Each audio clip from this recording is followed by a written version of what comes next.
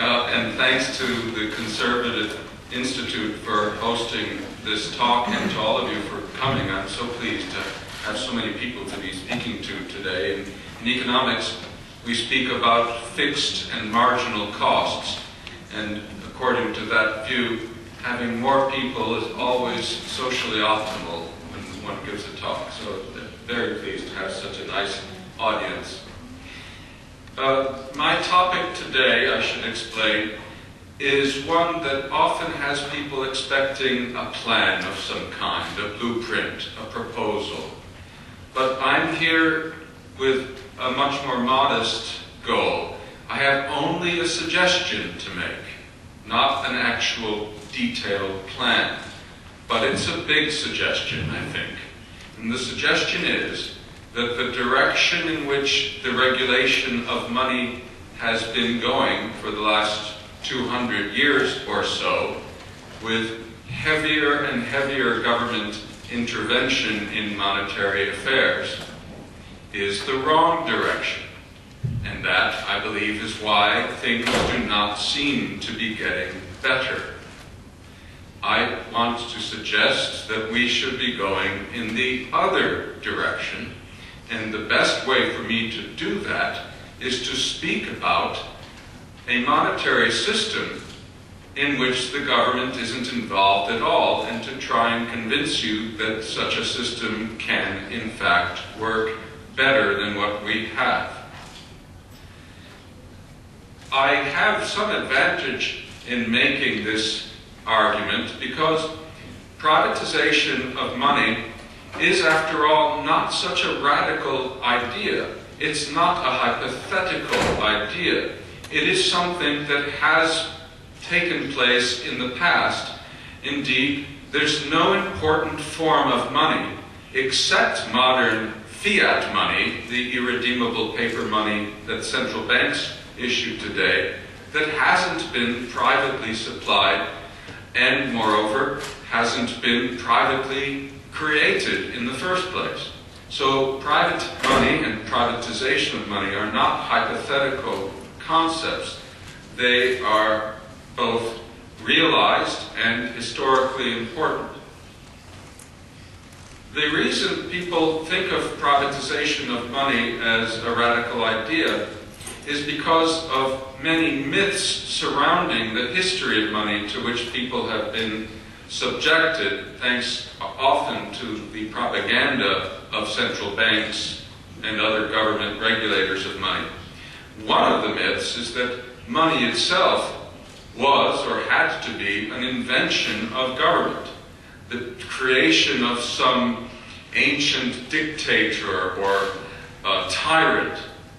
In fact, we know that the emergence of money, a generally accepted medium of exchange, is something that not only can happen without government involvement, but inevitably will happen in the absence of any government action. And we owe this understanding to the famous Austrian economist Karl Menger, the founder of the Austrian School of Economics. Menger developed a very powerful theory of how money tends to evolve spontaneously in any community where there are many different goods that can be profitably exchanged. I won't go into the details of Menger's theory, but I will offer you a very brief attempt at explaining the theory, which is an odd attempt, I admit, because it relies on jelly beans. Actually, it has nothing to do with jelly beans, but I use these beans to illustrate the point. Imagine that I had an urn, right? Or some other container with different jelly beans in it, one of each of 10 colors.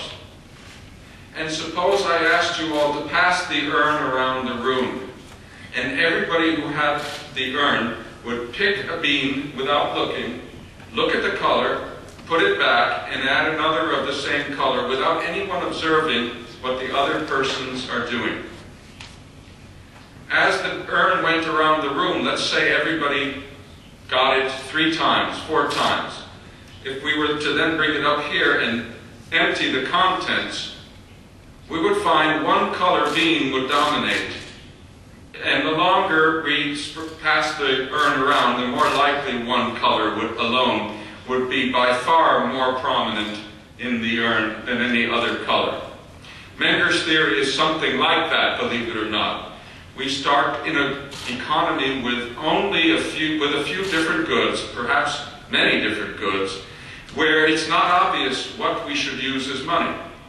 Over time, individual trials of different goods will result in certain goods becoming more often tried than others, and eventually, just because some goods are tried more often than others, more people will be inclined to try the same goods, and something will emerge as the economy's generally accepted exchange medium.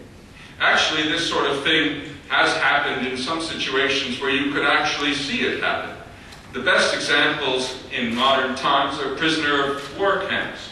The prisoners in POW camps, notoriously in World War II, American prisoners, would receive Red Cross parcels. And so would other prisoners, but the cases we know of best are the British and American examples in German prisoner of war camps. And in these Red Cross packages, you would have all kinds of useful goods.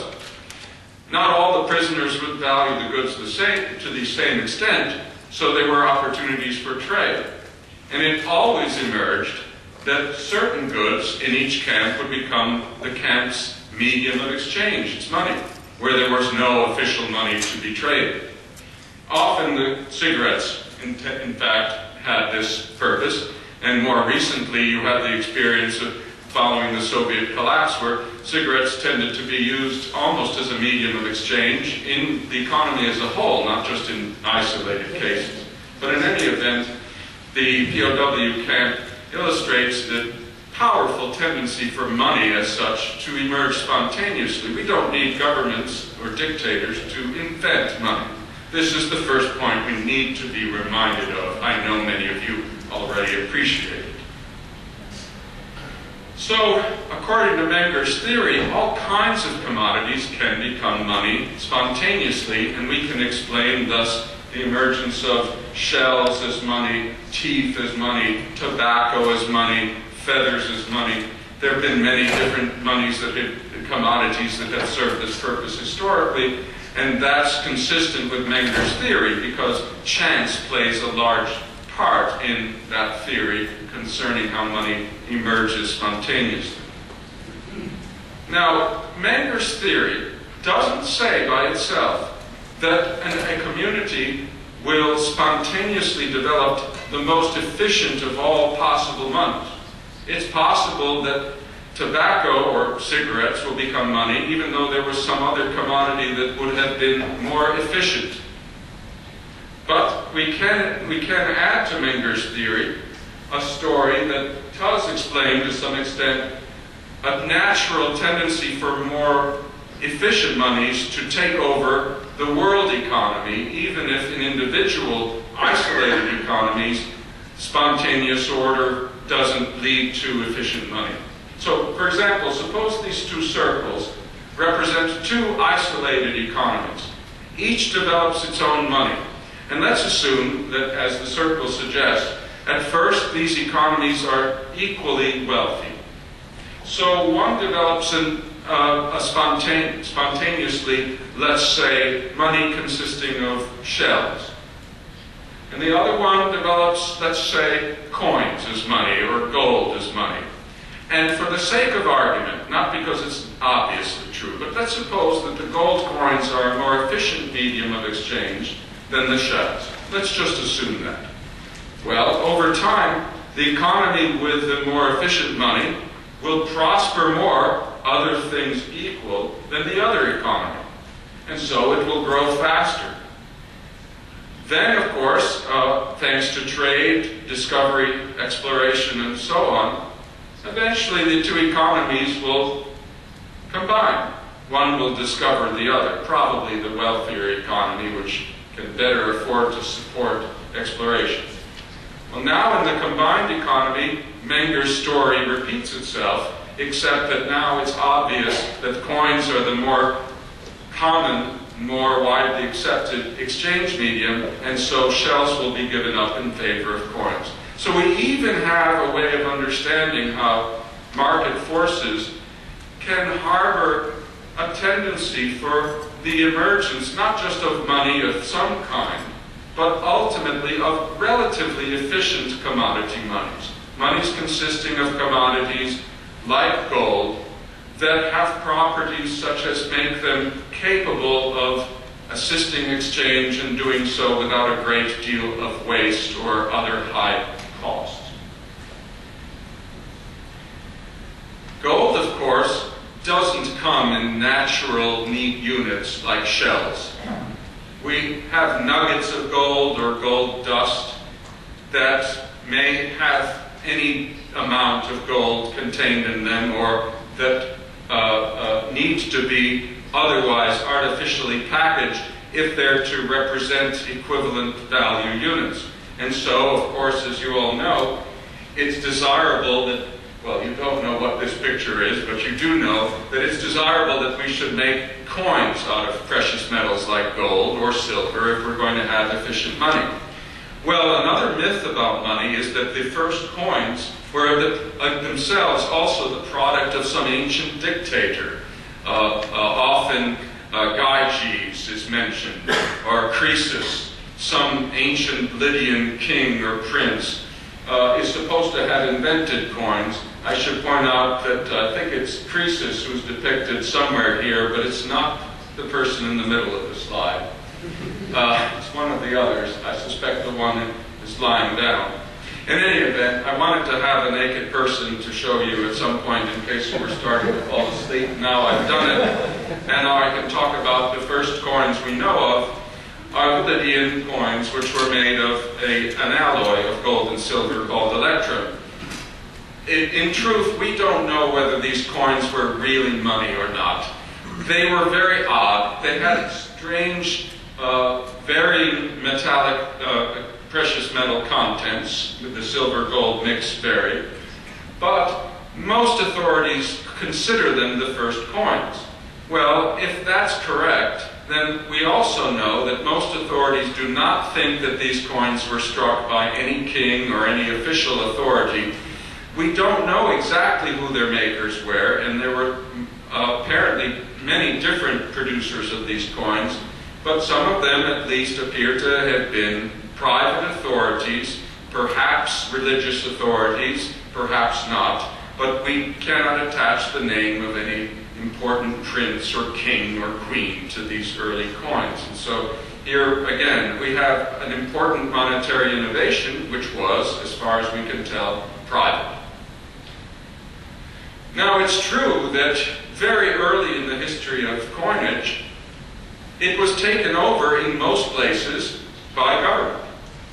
The Roman government, for example, assumed monopolistic control of coinage from its inception, at least from the earliest records we have. But it doesn't follow that this was done in order to enhance the efficiency or quality of coins. In fact, there's every reason to believe that ancient governments monopolized coinage not in order to enhance the welfare of the general public, but in order to take advantage of their monopolies for revenue, that is, for fiscal reasons. Governments, by virtue of their monopolistic control of coinage, were able to stamp coins of varying quality and quantity of metal with the same units, and thus, simply by putting less metal in a coin, they could gain a short-run revenue advantage. The Romans did this notoriously with their silver denarius, and here we see the progress of the silver content of the Roman denarius, starting from the years of the Republic on and through the various emperors until the denarius contained hardly any silver at all. This, I would submit, this sort of abuse of coinage, rather than a desire to supply high-quality coins, is the reason why coinage was monopolized by governments, by most of them in ancient times. And that's an important point, because this monopolization of coinage by ancient governments has provided the legal precedent, as well as the philosophical precedent, for later monopolization of paper money by governments. And we have all been told that this was necessary, these monopolies, to give us good quality money, whereas in fact the early roots rest in the abuse of coin by governments, which was their real reason for taking coinage over. Now, you might say, as many economists do say, that if coinage weren't monopolized, we would still have trouble. We would have bad money, bad coins, driving good coins out of circulation. This is often a view attributed to Thomas Gresham and referred to as Gresham's Law. The best rebuttal of this belief, though one could make a theoretical one, consists of history, historical evidence. Because although governments have monopolized coinage since ancient times throughout most of history, there have been a few cases when governments have not monopolized coinage and where private competitive coin production has been allowed. When we look at these rare episodes, what do we find? The answer is we find that while some private mints produced shoddy coins, competition tended to eliminate the bad mints, with only the producers of high-quality coins actually surviving. In other words, competition in the production of coins seems to have had, when it was allowed, the same consequences as competition has in the production of nails, or watches, or automobiles. That is, superior products drive out inferior ones, not the other way around. I know that this was true in the state I live in the United States. Back in the 1830s, there were gold discoveries nearby, and there was no government mint. Instead, the government tolerated the erection of several private mints, one of the most famous of which is Bechtler's mint. This was in the 1830s. Bechtler's gold coins were actually better than the coins produced in the United States Mint at Philadelphia, which was the only U.S. mint at the time. Collectors seek these coins to this day because of their high quality, but for many years after the Bechtler Mint closed, and after a government mint was established in Charlotte, North Carolina, as a substitute for the private mints, these coins, these Bechtler coins, remained the most popular coins in the area, preferred to government coins. In California, after the famous gold rush of 1848-49, the same thing happened. Private minting was allowed because there was no government mint nearby, and about half a dozen or more private mints made their own gold coins. Some of those mints made lousy coins. They didn't survive, we know from the records. Several made excellent coins, again of a standard of weight and purity to rival the official coins from Philadelphia and then from Charlotte. And these coins were very, very high quality. So we have from these and other episodes, a third episode that I write about at length in my book, Good Money, that Peter mentioned, took place in Great Britain during the Industrial Revolution. The British government was turning out coins that, well, looked like these. Actually, it stopped minting copper coins altogether in 1787. 1775. But it was in 1787 that finally private firms started to mint coins because there were no good copper coins to be had from the official source. And their coins were some of the loveliest coins ever made, with much superior engravings and other features than the government coins ever had. And the government eventually had to learn how to make decent coins from the example given by the private sector. So we have a few, fortunately, episodes where coining was allowed to take place competitively, and every one of them shows the same result. Better coins, higher quality coins than governments were making at the time.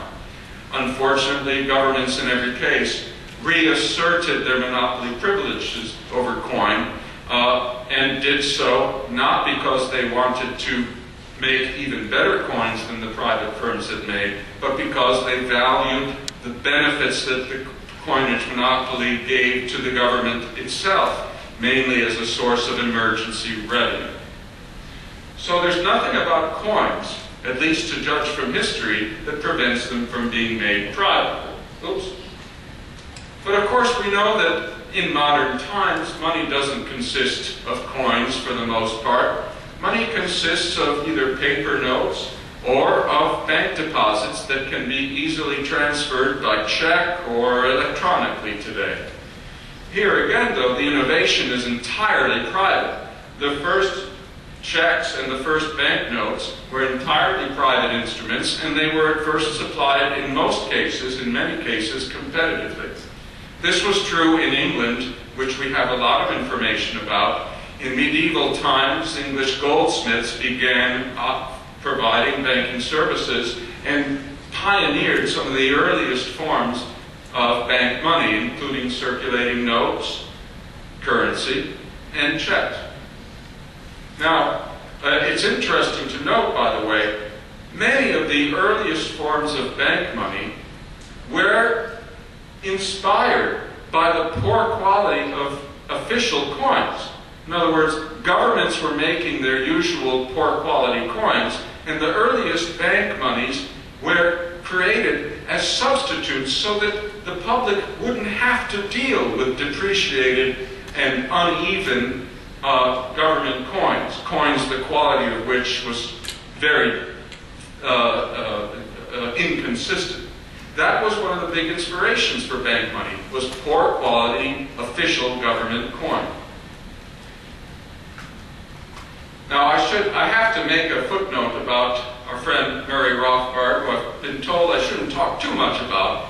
It's been claimed that these early banks, when they first engaged in holding only fractional reserves, were showing the dark side of private money. So I should explain that those London goldsmith banks, even in the earliest days of such banking, held only fractional reserves. Back then they held reserves that were about 30% of their monetary liabilities. So in other words, the total number of value of paper notes outstanding from a goldsmith bank, or the total value of its deposits on record, could be over three times the amount of gold it actually had on hand to reimburse its credits with, to repay its IOUs with. But this was not an instance of misbehavior by the early banks, and it wasn't a proof of misbehavior by later banks. Actually, there was a very simple rule back then, which derived also from ancient times. If you brought loose coins to a London banker, the coins became the property of the banker. They were no longer the depositor's property. And so you had a credit transaction with the bank. You were loaning your coins to the bank, and the bank's obligation was to repay your loan when you requested repayment. But the coins were the bank's property, so the bank was perfectly in its right to re-lend those same coins as long as it kept enough reserves to honor its promises. If you wanted to store your money in the bank, you had to bring it in a sealed container or bag. Sealed money was not the bank's property. It was to be stored. So if you didn't want to have any fractional reserve banking done with your money, even in medieval times, the rules were very clear. Bring it in a bag, and it must stay at the bank. Bring it as loose coin, and the bank owns it and can do what it likes with it as long as it honors its promise to repay. That was a digression on Rothbardian banking theory. My apologies to those who have no idea why I took some trouble to make it. Scotland was an example of a country that made the best possible use of private money. Scotland had perhaps the best privatized monetary system history has ever known, mostly by accident, because the British, despite the Act of Union with Scotland, where the two parliaments were combined in 1707, didn't want the Scots to have a monopoly bank that would make their government powerful, like the Bank of England made the English government powerful. That is, they didn't want the Scottish Parliament to have a bank that could do favors for it in exchange for its monopoly. So, Scotland didn't have a monopoly, it had competing banks supplying different notes. And at one point it had several dozen suppliers of paper currency. To this day there are still several banks of issue, currency supplying banks in Scotland. There are 3 still left, though they are heavily regulated, and one of them, sadly, has been nationalized since the recent crisis. But we're a long way today from the good old days of Scottish banking. Here we have a very early Scottish banknote from the Bank of Scotland. That was the first to be created, but it wasn't allowed to have monopoly. Other banks were formed. Already by the days of Adam Smith, the Scottish banking system was one of the world's, perhaps the world's, best banking and currency system. And it inspired Smith to write at length about the advantages of Scottish banking in particular and fractional reserve banking in general.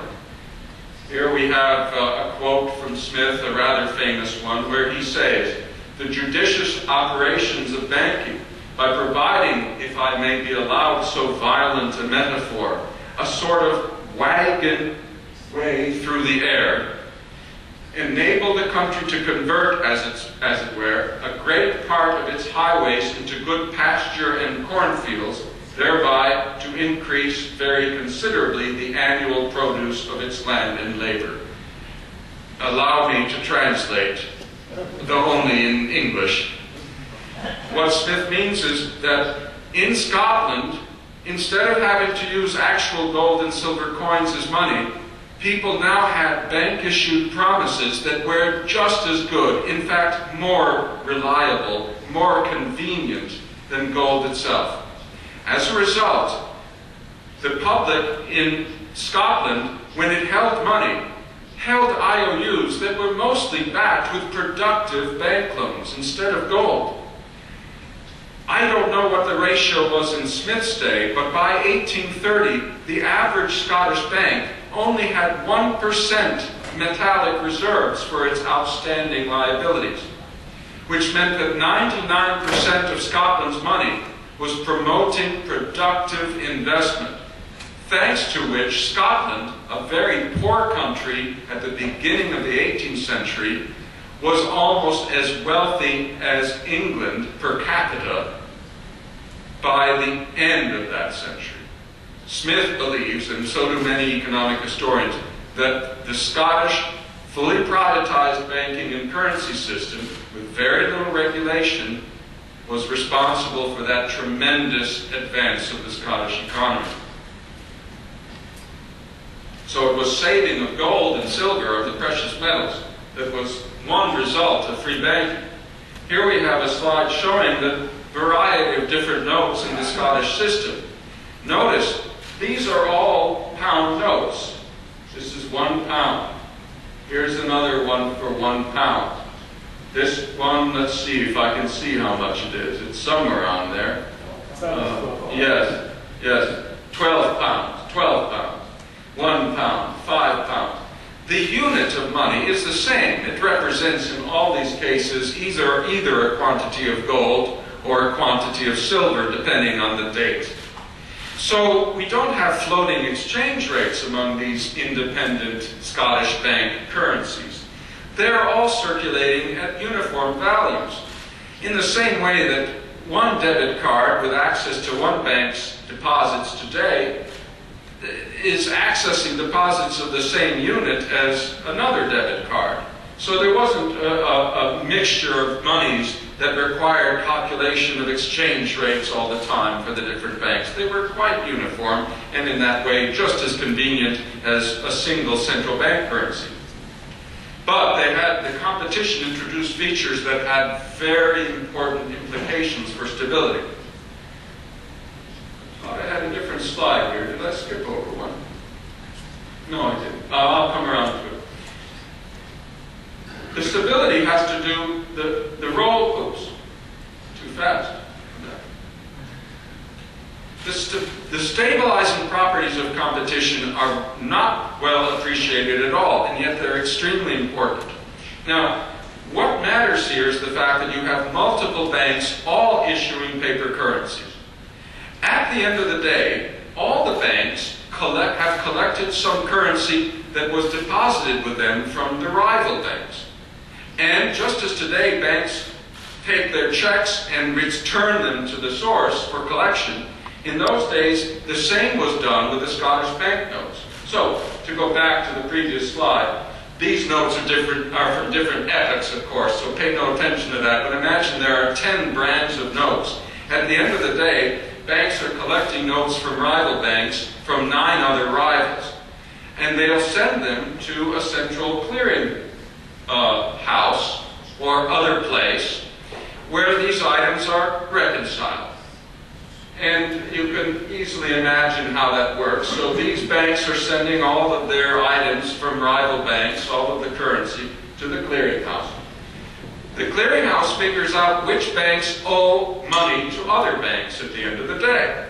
And the banks that have issued more aggressively than others are going to lose reserves to the banks that have been less aggressive. So any bank that is too aggressive in its lending, any single Scottish bank that pursues overly easy money will be punished by a loss of gold or silver or whatever the reserve medium of all the banks is.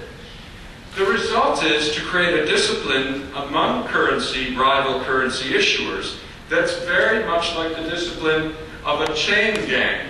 Here we have what we call a chain gang. I just don't know what you would call it, of course, but the prisoners are shackled or chained to each other. They don't have to be chained to anything else.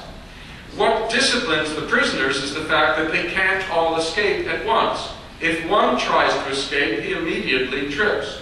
But even if they all try to escape together, it's extremely difficult. In fact, it's impossible for them to coordinate their steps to get far. In the same way, in a competitive banking and currency system like the Scottish system, no bank could get very far in trying to expand aggressively without quickly getting into trouble. And even if all the bankers tried to get together and said, let's all try to expand together, there would still be a tendency for certain banks, as a result of the laws of probability, to find that they are losing reserves at a rate that they cannot sustain. The result of all this discipline, of this chain gang discipline of a competitive currency system, was tremendous macroeconomic stability.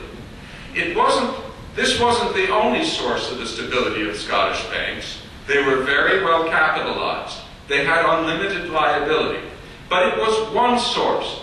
And the result was that the Scottish banking system was notoriously stable. And so was the Scottish economy as a whole, as long as this system prevailed.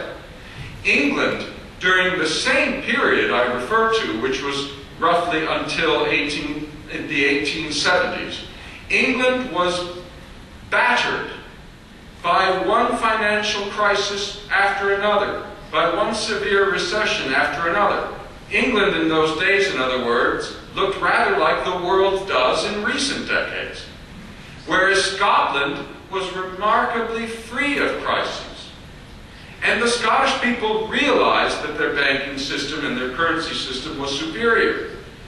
It was a notorious fact, indeed, back then, that the Scottish currency system worked extremely well. People were proud of it. And in England, people who noticed, and many did, the record of the Scottish banks pleaded for English reforms that would take the English system in the same direction, but ultimately pleaded to no avail. Now, I think this is remarkable. Ask yourself, to what country can you go to today where people will say how proud they are of their banking and currency system? But in Scotland, any Scot would have told you that theirs was a remarkable system. Instead of complaining about it, they would tell you how great it was. By the way, the Scottish system wasn't the only one. In America, Canada had a very similar banking system and had it into the 20th century. And Canadians were also appropriately proud of their banking and currency system. And you could read in the papers around, say, 1907, we had a huge panic in the United States. We had had many such panics. The newspapers of the day would say, Canadian system trouble-free, U.S. suffering from panic. And it was notorious that something about that system made it successful while the U.S. system was a flop. We didn't have a monopoly in the U.S., I'll come to that, but we had other regulations that interfered with the normal development of a healthy competitive system. That was our problem. It wasn't that we had too little regulation. Is everyone following me? Is it all right? Here's some macroeconomics of the Scottish system. In Scotland, everyone paid with Scottish banknotes or occasionally wrote a check. No one held any gold. The same was true in Canada. It's remarkable. If a Scotsman got a gold coin, say a guinea, the first thing he did was to rush to a bank to get rid of it and get a nice Bank of Scotland or Royal Bank of Scotland note because the notes were preferred. Absolutely. Same in Canada.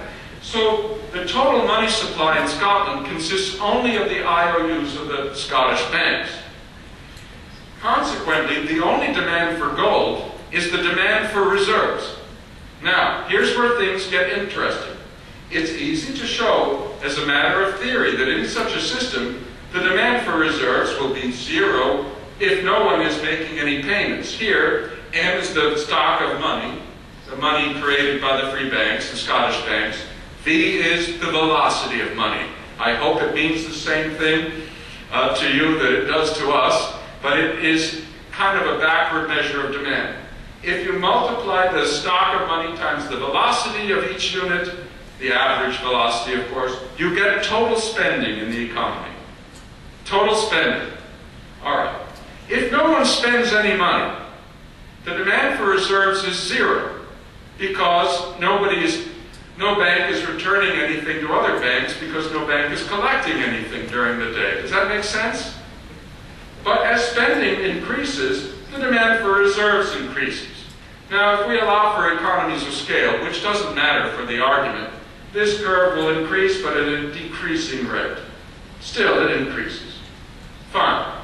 Now, let's talk about the supply of reserves. That's just the gold that the banks have in their vaults. Let's assume we just have a fixed amount. That's reserve supply. Reserve demand. Look! There's an equilibrium. Economists speak of a unique equilibrium involving some level of spending, which means a system like the Scottish system automatically stabilizes spending. Today, you might say more technically, it stabilizes nominal GDP. Well, guess what the central bankers and other monetary theorists have been talking about? How, if we only had stable GDP, or at least a stable growth rate, we wouldn't have booms and busts like the recent ones. This is actual nominal GDP for the Eurozone. This is the long-run trend based on extrapolation from the pre-boom and crisis days. So here you have a system that would automatically stabilize spending even with a fixed quantity of reserves. If we want spending to grow gradually, we just have to increase reserves gradually. Much more stable. All right, why can't we do that with a central bank? I'm saying something about crises here. I'm just going to skip it because I have other things I want to say. We can talk about crises in more detail later on.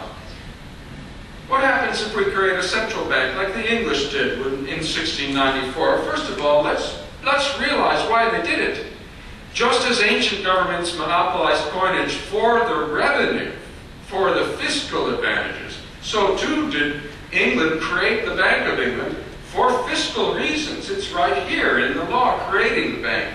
It was, to avoid reading the whole thing, for the purpose of carrying on the war against France. They wanted to finance the war. They couldn't borrow. They created a monopoly bank, and they said to the people who bought the shares, you buy the shares, we give you the privileges, we use the money for our war. That was the deal. It had nothing to do with monetary stabilization, with improvement of the monetary system. A monopoly was created for fiscal reasons, and this was true of all the early central banks. Why does it matter? When one bank monopolizes currency or has unique currency issuing privileges, as the Bank of England did from the start, other banks will tend to treat its currency, its paper money, as their own reserves. They'll send their gold or silver to the central or monopoly bank, and they will settle their accounts not in gold or silver themselves, but in the notes or claims against the central bank. In this way, the central bank becomes a kind of Pied Piper. And here, I know the Pied Piper story is not familiar to you, perhaps. It's an old German fairy tale where the piper has a magic ability by playing certain music to make all the rats follow him out of the town. So they hire the piper to get the rats out of the town. Did somebody say the name of this story? Yes, okay. So you know the story then, right? Well, a central bank is like a Pied Piper of credit. Whatever tune it plays, the other banks follow. So when the Bank of England issues more currency, instead of the other banks sending it back at the end of the day when they get hold of it, and so disciplining the Bank of England, instead the other banks regard this extra paper money as extra, it's the equivalent of extra gold reserves.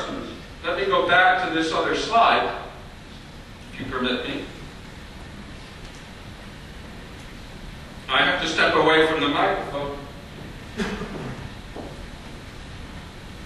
When the Bank of England expands, it effectively shifts the schedule out. Oh, I'm sorry. I'll carry it with me.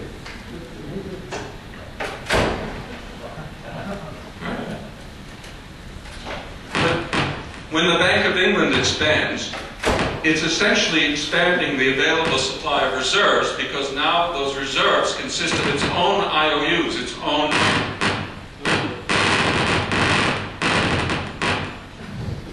I think we've discovered uranium.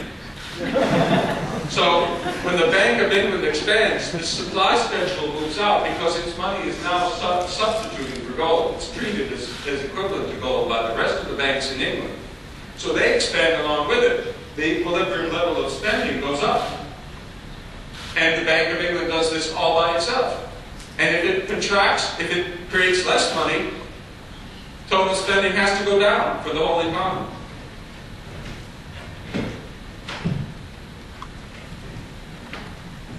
So actually, central banks have been portrayed to everyone here as agents of financial stabilization, macroeconomic stabilization. In their origins, they aren't. Their monopoly powers give them tremendous capacity to create instability that no other bank can create. And as a result, we have embraced a structure of currency provision that is actually extremely dangerous on the basis of the myth that it is the only system that can provide for scientific monetary management. And this is thanks to the fact that people have not understood how competition itself regulates money when it exists in the currency industry.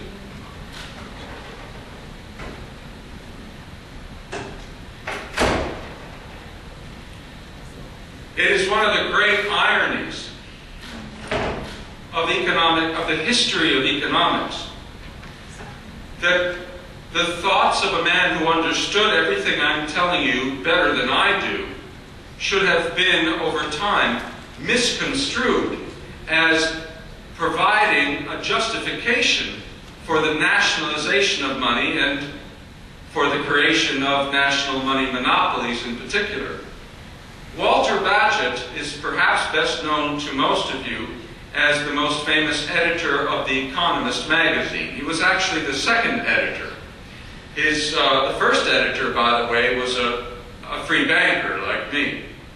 Bagehot, though, is also known to economists as the author of a very influential book called Lombard Street. It was published in 1873. The way the contents of Lombard Street are often summarized today is as providing a justification for central banks and a rule for emergency central bank lending. The rule is that central banks during a crisis should lend freely at high rates of interest. Now, Bagehot did say that, but in saying it, he wasn't recommending that countries should all have central banks, because earlier in his book he explains that central banks are themselves the source, the cause of the very crises that his recipe, his recommendation is meant to address. In other words, Bagehot was explaining what central banks could do to minimize the damage from crises that central banks tend to cause in the first place. He's very explicit about it. He writes toward the end of his book, the text here and elsewhere, he says pretty much the same thing.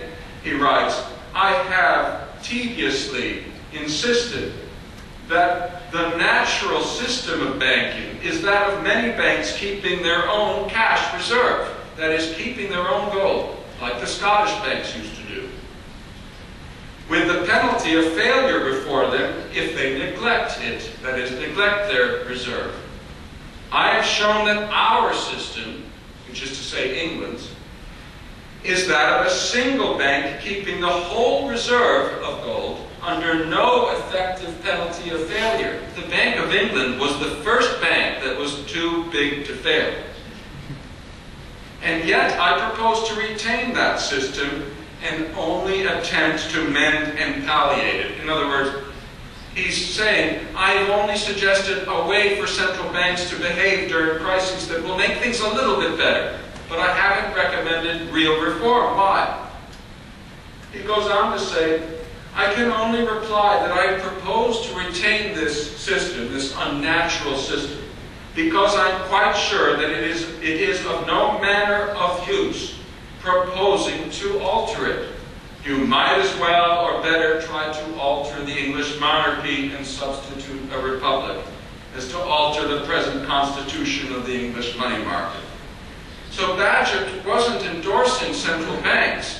He was providing a second best, what economists would call a second best solution to a problem, the first best solution of which was to get rid of the central bank. It's very clear, at least I hope you agree. It's perfectly clear in his text.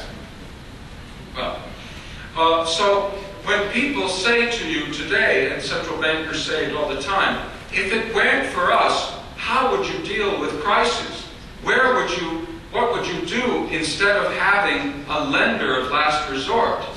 They're turning Bagehot on his head, because the idea of a lender of last resort, Bagehot's idea, was to have central banks behave as such a lender as a way of minimizing the damage inherent to to economies that have central banks. If you don't have a central bank, you don't need a lender of last resort. This history has been completely lost, even though it's there for anyone who wishes to read the original work to see. Now, I'm almost done, by the way. I've talked mostly about history because I think that it's more compelling to speak of actual privatized systems and how they work than to speak in more hypothetical terms. But of course, the potential gains from monetary privatization today are much greater than they've ever been, thanks to innovations like electronic money, digital wallets, and most recently Bitcoin. And here's where I want to make a few important observations about the difference between monetary privatization now and monetary privatization 200 years ago. When money could be easily privatized 200 years ago or even 100 years ago, because the basic monies in use at the time were commodities that were naturally scarce. In other words, the monetary standards that existed themselves didn't depend on central banks or monopolies of any kind. But as a result of the early creation of monopolies based on precious metal monies, we eventually developed modern, irredeemable, paper, fiat monies, standard monies that consist only of central bank paper, which cannot be converted into anything else. So if we want to privatize our banking system today, we can do it. But we still have the problem of a nationalized reserve money, which is a problem because then we have to do something to improve the behavior of the reserve money if we are going to have overall stability. We don't have gold, we don't have silver, we don't have something that can be, that is naturally scarce. Bitcoin is a very interesting development that, though itself is unlikely to provide a new basic money, shows that it is possible today to have a basic money that is synthetic, that's created using competitive forces, that has a supply behavior that can be anything we want it to be. We can have an automatic standard that's better than gold, but just as safe from abuse as gold, where the supply behaves according to a computer program that can never be altered and can never go wrong. So we have now a technological capacity to combine a completely privatized banking and currency system with a basic money that is itself better than any basic money we've had in the past, whether it was a paper money or a commodity money. And this is a very intriguing possibility indeed. But I'll stop now. It's been almost an hour, and open the floor to your questions. I'm assuming you'll have lots of them. Thank you very much.